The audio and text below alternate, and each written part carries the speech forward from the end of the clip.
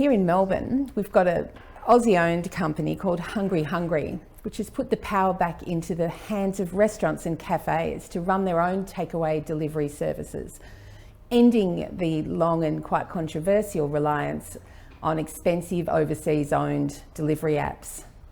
Joining me in the studio today is Hungry Hungry's co-founder, Mark Calabro. Hello, Mark. Thanks for coming in. Great to be here, Wendy. So I'm pretty excited about this concept of using your phone to order your own dish when you're going out for dinner. And not just that, but you can pay for it as well at the table. Is that right? Correct. So how is this going to change restaurants? Like, is it going to mean that there'll be fewer interactions in general down the track? Do you think it'll change that service level? Yeah, it's an interesting question, and this is a conversation that we were having with lots of venues even pre-COVID. Fundamentally, what we're about is having technology come onto the dining room floor. It's very complementary of the actual service as well, and that's something different for different types of venues as well. Okay, so give me an example of a restaurant that's taken on Hungry Hungry's technology to ride out COVID-19 and make life a bit easier. Yeah, there's many. One is Royal Stacks in the city. So they were very big on the contactless, as many restaurants and bars are having to be.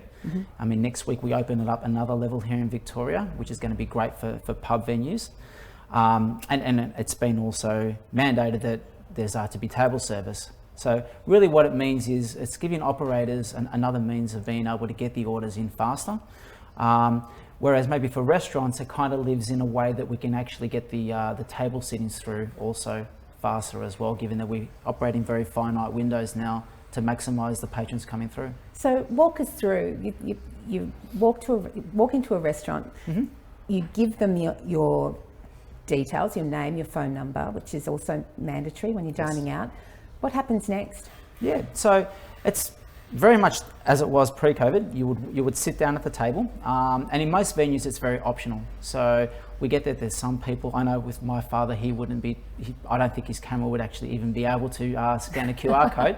So it's a very optional thing where the staff will just introduce to having a QR code on the table. It might be a little sticker, it might be a QR code on the menu, where the customer can then choose to view the menu. So they scan it with their phone. They can view a beautiful menu with all of the photos of the food, and they can go ahead and order and pay. By the same token, for those that wish to still put an order through with the staff, they can do that in most cases. For pubs, it's a little bit different in that, well, it's the same sort of process, but for pubs, it's more about just trying to get the orders in at the actual table, so they don't have to go line up at the bar, which we're not allowed to do still. Death of the counter meal. Yeah, it'll be back. It'll be back. It's kind of a strange world we're in at the moment for many, that we're just winging this as we go. It's almost week by week, but it's part of the new industry and the new world.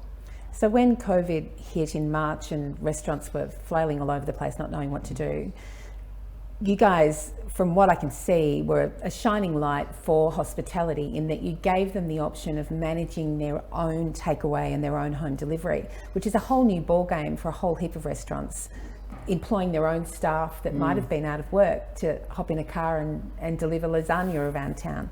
Were you surprised by how fast it took off? Yeah, we were, totally. We saw that even before the lockdown came, we saw what was happening in China and in other countries. It seems like so long ago. It really does, doesn't it? Yeah, it's kind of strange to actually stop and still reflect. But we just saw that very quickly there were restaurants wanting to get online under their own brand, which is a little bit different to going with some of the bigger aggregators, and probably fundamentally be able to have control of that process and collect some data as well, which restaurants are really starved for. Okay, so let's talk about collecting that data, because I'm always the big skeptic when it comes to giving people information about myself.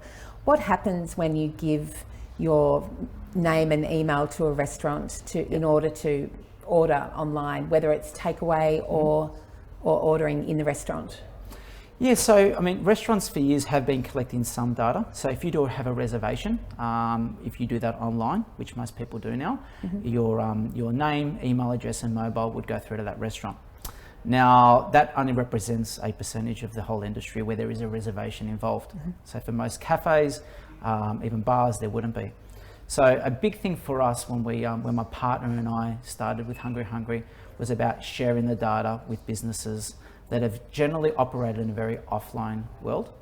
So what Mining. Sorry? Mining data. Yeah, not necessarily mining data, just being able to engage with their customer after they've actually transacted. So retail have been doing this for years. If you buy something through a retail store, you'll often get an email or promotion or the opportunity to be able to re-engage with your customer. Maybe it's telling them something new that you're doing. You've got a new chef, a wine that you're showcasing.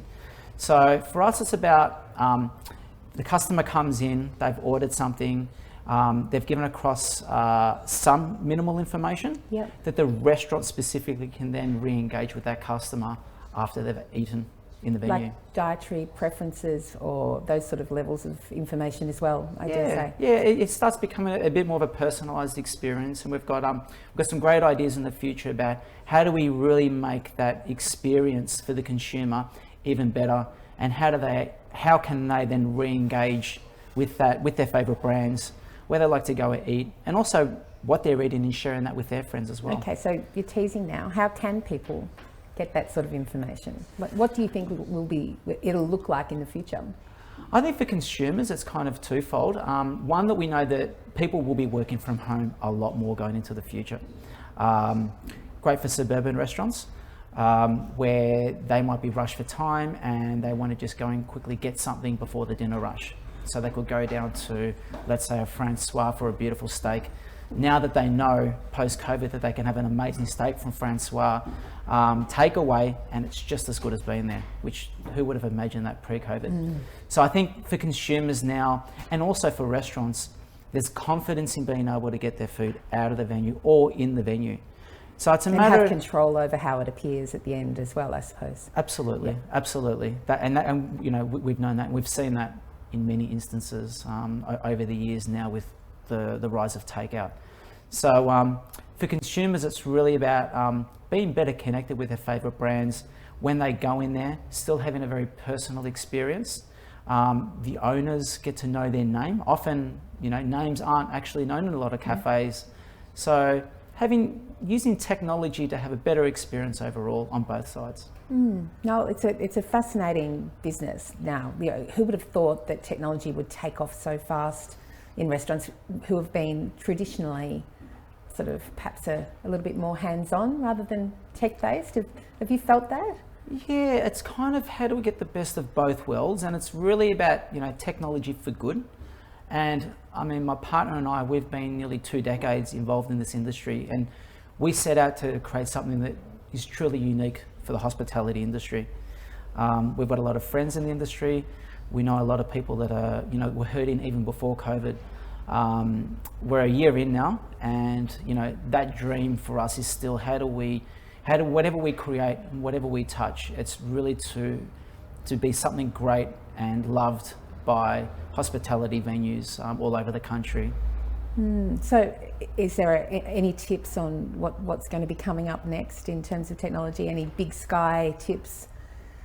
Like it's a fascinating area. I think, you know, the whole idea of bringing in information about your likes and dislikes has been happening for a little while, but to give individual restaurants that information is a huge leap, right?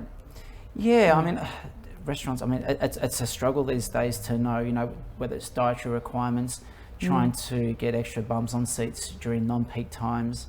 I think that it's very exciting what the future holds. I think that we're all in this stage now where change is upon us. I think that it's going to present a huge amount of opportunity for those who can get through this next period. But look, there's some wonderful things that I think that are going to work very well for this industry. And I mean, we're in the world's greatest city for food, and we've got some amazing characters that are really championing a lot of this change. we've been ruled, our stomachs and our minds have been ruled by some big overseas apps when it comes to home delivery. Can you see Hungry taking it back to the rest of the world? Yeah, absolutely. Yeah? Absolutely. Yeah. I mean, right now we're focusing in on Australia. For us, a big thing for us is supporting local.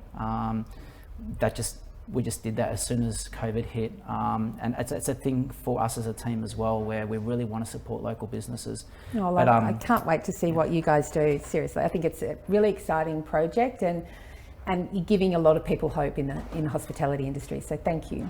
Pleasure. Thank you.